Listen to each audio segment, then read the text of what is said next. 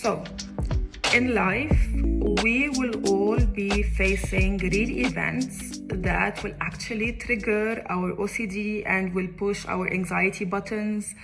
And during such times, we think that we cannot tolerate this and we cannot handle this because we have OCD, because our brain is different. And actually, it's very irrational. It's something irrational that we have in our belief system. So I will be giving two examples of real events that happened with me. One before I started my recovery journey and one during my recovery journey. I will be comparing OCD between them two, and I will be also stating the errors that we actually go through once we face such cases. So to mention that I have started my recovery journey at the end of 2021, and the first real life event that happened was before I started my sessions with Rob and Nick. It was in August 2020. In that month, a massive explosion happened in Beirut, and it was a really big traumatizing event. Hundreds of people have died, thousands were injured. Unfortunately, like big part of the city was demolished. Lots have lost their belongings, their homes. It was really, really sad and very shocking and hard to go through this. And during such events with OCD and without the right tools, we really don't know how to face it, how to handle it, what to do. So when the explosion happened, usually like the body goes into survival mode. It's like an alarm to protect you. So you have the usual fast heartbeats, sweating, shaking, nausea, fast running thoughts in your head, which is totally normal. But because I had the OCD back then, chronic, I was very scared of those sensations, and I wanted to stop them instantly on spot because they triggered my health OCD. And because it triggered my health OCD, and I felt that, okay, if I feel them, I will damage my body and I might be dying because of this strong sensations. So all the time I was focused on relaxing my heartbeat, relaxing my thoughts, relaxing my body, while in parallel my family members also were feeling the same sensations and were also feeling scared and shocked, but they weren't focusing on this. They weren't stuck in the sensations. They were actually living the moment, thinking, calling the friends, seeing how they can help, while in parallel I was just resisting and stuck and like fighting off this discomfort. So, which of course didn't bring any benefit. Like it won't bring any benefit to calm yourself on spot, because you can't. The body just can't, because there is a real danger. And after this, I started seeing the damages of the blast. So like the people, like unfortunately, who died, who were stuck under the glass, the blood, the ugly sceneries. And on the news, it was like a mess. On the streets, everyone was panicking. So it was really a complete mess. And that night, nobody could sleep. But for me, I was also forcing myself to sleep. I was feeling really scared of not sleeping. I was thinking, okay, this is a massive event, and if I don't sleep, I will for sure, I don't know, pass out. Something really bad will happen for me. I should sleep. I should relax myself. I should not let those emotions in, and those sceneries, the sounds that I heard, I was trying to get rid of them in the same day. I wasn't allowing myself to really process it. And I was thinking that, okay, if I block it, I will be safe, I will be fine. Which is, of course, irrational and not the case. So I was in freezing rejection mode and rejecting anything related to discomfort and anxiety, needing to be okay on spot. It is really important to like support ourselves and take care of ourselves to like get out of the situation with the least damage. But with OCD, I didn't just want to take care of myself and support myself. I was avoiding all sensations. I was actually adding fear on the fear, adding panic on the panic. So I was panicking because of my panic. I stopped eating. I removed Instagram, Facebook, stopped listening to news, and went really mad on my parents and family when they were actually listening to news. So I was actually also forcing this on my family members.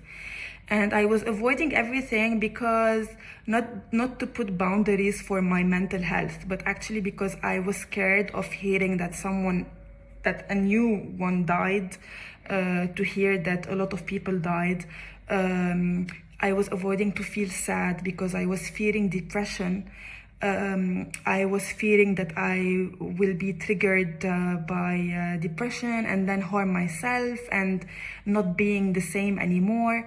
And also I couldn't accept the thought and the reality that is that we will all be dying and we don't know when, and unexpectedly like everything will end. So this uncertainty was really was torturing me from the inside. I couldn't accept this. This is why I removed Facebook, Instagram. I just couldn't hear any sad news and anything related to death.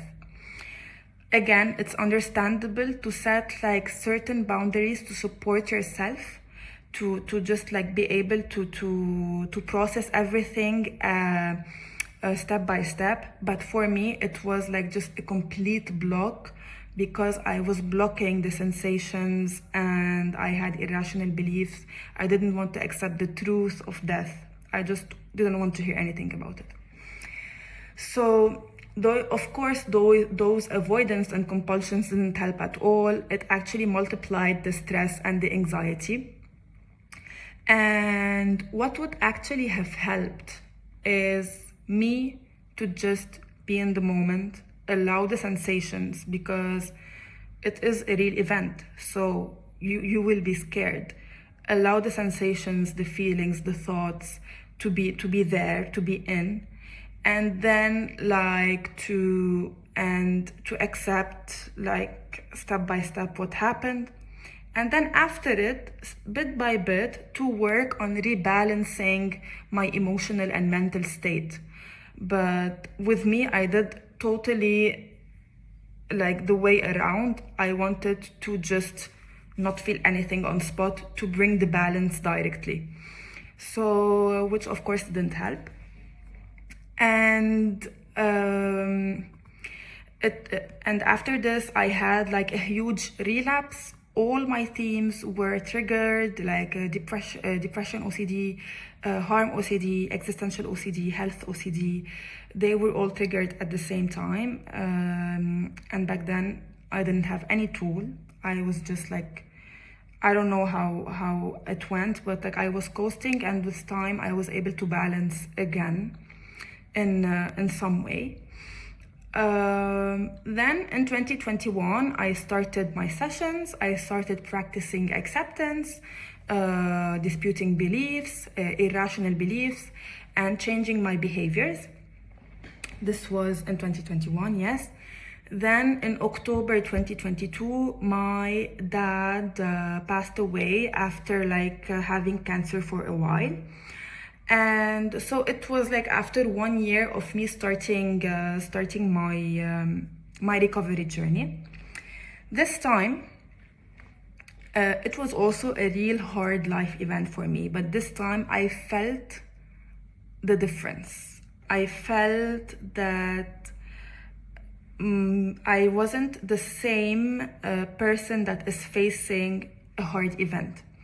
So when I first received the news that he has passed away, my mind went totally blank, and I just allowed it to do whatever it wants. But previously, I would have forced myself to cry and to feel something because I should feel something. I should let it out. I should, or the other way around also, to actually like give answers to myself directly. Like, for example, okay, he's better now, he's feeling better now, he's no longer in pain, or okay, we are all gonna die. So directly to control the situations with answers, and or also to be afraid of being stuck with feelings, so just let it out and get rid of it.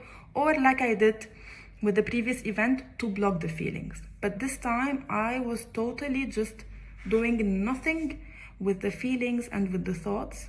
So it was blank, I let it be. Then when I processed it, I started crying. I felt so sad, I felt so mad, like I wanted him to live. But part of me was feeling relieved because I was really present, and in the moment I was feeling everything, and I wasn't afraid of being sad. I wasn't afraid of anything that I was going through, even though the emotions were hard and sad, but there wasn't any fear towards them. After this, OCD tried to kick in the guilt, and huge regret. It was trying to latch a chronic guilt somewhere, by, for example, some thoughts like, oh my God, I was flying to Lebanon on Thursday, but he passed away a few hours before I reached the country. I am so stupid, I should have been in Rushmore to reach him. If only I booked an earlier ticket. Or oh my God, this is so miserable, my dad won't be here anymore with my new journeys and my wedding, and I should have appreciated him more. So OCD tries to really latch in this way with the shoulds and musts, and to latch with the guilt. But fortunately, because I reached a good level of acceptance in those topics, and I was really able to see the situation rationally in those points, so the guilt didn't latch. The idea went in in a second, and then it went out. So of course I wanted him to live. Of course I miss him. Of course I felt so sad that he passed away. Of course I wanted to see him before he passed away. I would have preferred that I saw him, and I would have preferred that he stays alive with me during my life moments, my wedding, and everything that I will go through in life. Of course, I would have loved this, but it didn't happen, and I had a level of acceptance towards this. And it came naturally because I was already practicing this previously, because when he was diagnosed with cancer, it triggered me. So I started to go through this step by step through the disputing. And also naturally I was grateful. I said I am actually glad that I experienced daughter-father relationship for 25 years of my life. I am grateful that I had a dad in my life. Many kids don't have this opportunity, or their fathers like die at a very early ages of their lives. Of course, like this didn't kick in directly, but after a while it really came naturally. I just wasn't forcing it. Just the brain like went into the state randomly. I was glad that my sisters were next to him. The family was next to him. He was surrounded by the loved ones, even if I wasn't there, and even though I wanted to be there, and I felt sad and irritated and like frustrated that I wasn't able to make it. After a while, like after a month or two, I had a relapse triggered by existential OCD and health OCD. But this relapse was nothing compared to the previous one that I went through after Beirut explosion, because this time I had the tools to like cooperate with the relapse. So I didn't stop eating. I continued to work, to socialize, to go out, while carrying the sadness with me, while carrying the anxiety with me, the doubts about my health, about life. And also, this relapse directed me towards like what points I need to work on in my disputing, what I have left to really focus on. I saw that I had like depressive beliefs that I needed to dig deeper in them and reshape them in a rational way. So I saw this relapse as something that helped me to diagnose where my OCD was still latching, where my fears were still latching. So like in life, we don't like pain, and pain is painful, and we don't like to feel it. But at the same time, it helps us to diagnose the issue, to know where is the issue, to be able to fix it in the right tools. So my perception towards the perspective towards the relapse was different this time, and I was able to handle it better, even though I don't like it. Like I don't like relapses, but my behavior towards it helped me to decrease its intensity on me and on my daily life.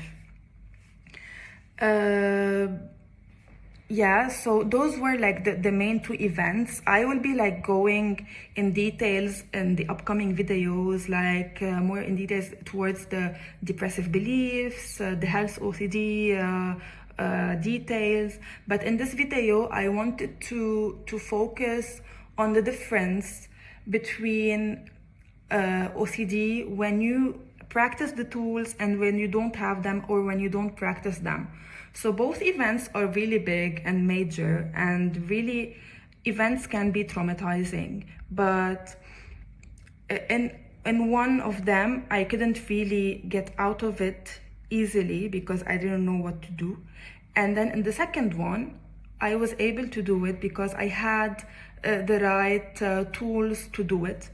So the attitude, the tough love for ourselves really help us a lot during those times. Accepting the feelings, the emotions, just be in the moment, not being afraid of them, because we cannot stop them. It's really something natural that we go through.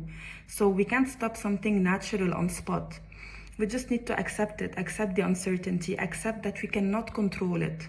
And accept that at this spot, at this time, I can do nothing. And then bit by bit, we can rebalance after we process it. Also, gratitude is really important. Like gratitude helped me to shift the perspective in the second event.